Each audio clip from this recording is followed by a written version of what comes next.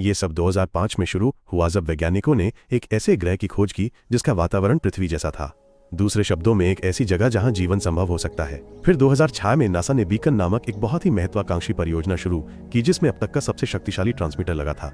उन्होंने हवाई में एक विशेष वेधशाला बनाई जिसका काम एक निमंत्रण संदेश भेजना था। एक उपग्रह उस संकेत को बढ़ाएगा और सीधे नए ग्रह पर भेजेगा इस उम्मीद में कि किसी परग्रही सभ्यता से प्रतिक्रिया मिलेगी। मैं उस समय अपने भाई कमांडर स्टोन के साथ जन्मदिन की पार्टी मना रहा था। वो मुझे सेना में शामिल होने के लिए लगातार परेशान कर रहे थे। मैंने सीधे मना कर दिया तो वो समंथा से छेड़खानी करने लगे जो रसोई बंद होने के बावजूद एक बुरिटो के लिए अड़ी हुई थी। उसे प्रभावित करने के लिए मैं बुरिटो खरीदने के लिए भागा लेकिन दुकान भी बंद थी।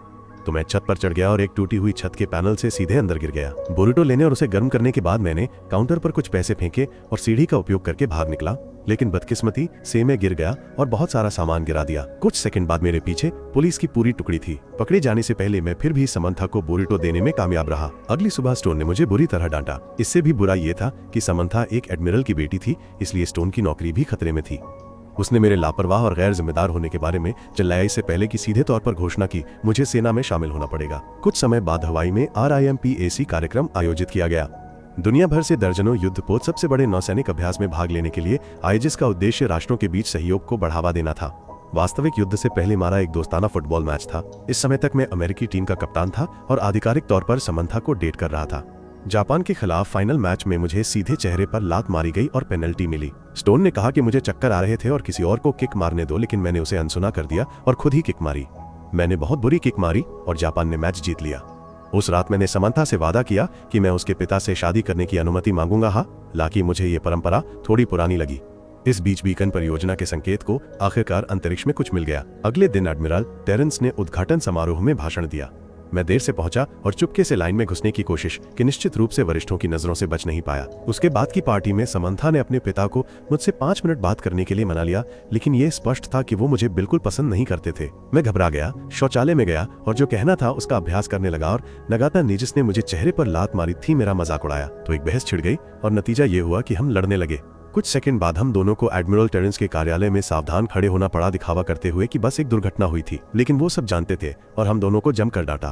बाद में वो मुझसे अकेले में बात करना चाहते थे और सीधे कहा कि मैं अपनी प्रतिभा बर्बाद कर रहा था और समंथा किसी बेहतर व्यक्ति के लायक थी। अभ्यास का पहला दिन सुचारू रूप से चला। हर कोई अनगिनत जहाजों, विमानों और हेलीकॉप्टरों के बीच अपनी सामरिक समन्वय क्षमताओं का प्रदर्शन करने में सक्षम था। उस रात स्टोन ने पुष्टि की कि अभ्यास समाप्त होने के बाद मुझे नौसेना से निकाल दिया जाएगा। अगले दिन समंथा ने फिजियोथेरेपिस्ट के रूप में अपना काम जारी रखा। उसे मिक को सौंपा गया, एक पूर्व कर्नल जिसने युद्ध में अपने दोनों पैर खो दिए थे।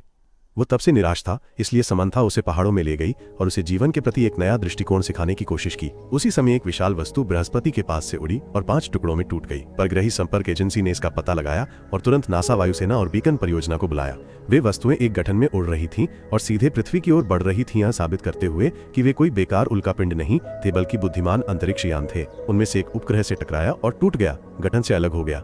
शेष 4 अंतरिक्ष यान प्रशांत महासागर में गिरे। समंथा और मिक ने पहाड़ी से वो दृश्य देखा। टूटा हुआ अंतरिक्ष यान हांगकांग में दुर्घटनाग्रस्त हो गया, अनगिनत इमारतों को नष्ट कर दिया और हजारों लोगों की जान ले ली। भागने की कोशिश कर रहे हजारों अन्य लोगों को गिरने वाले मलबे ने मार डाला।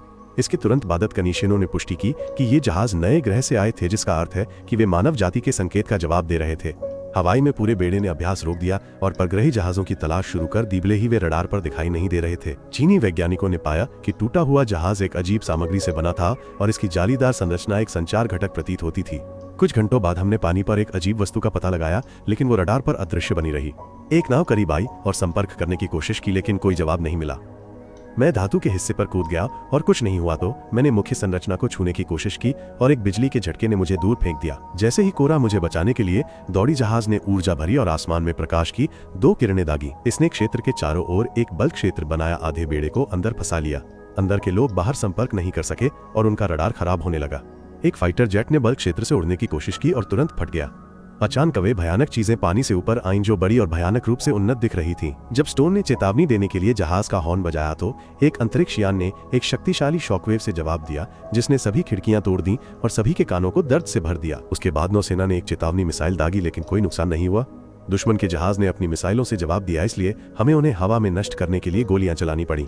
दुर्भाग्य से एक मिसाइल बच गई, वह फट गई और भारी क्षति हुई जिसमें कुछ लोग मारे गए।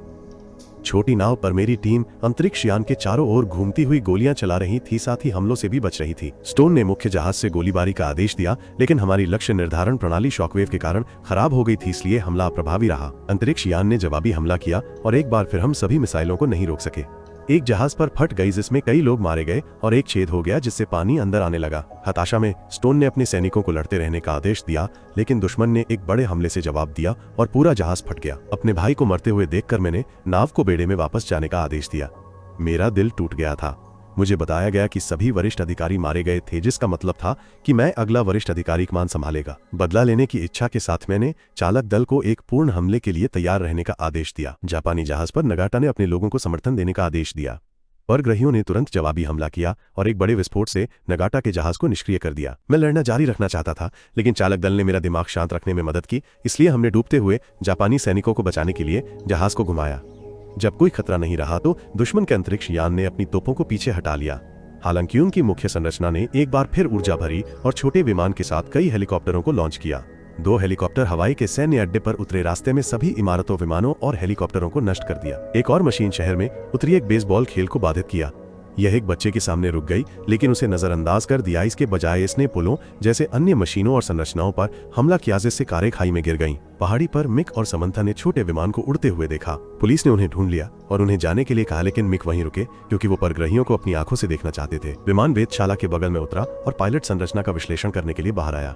जब पुलिस कारें दिखाई दी तो एक शक्तिशाली शॉकवेव ने उन्हें रोक दिया और पायलट ने हमला करना शुरू कर दिया।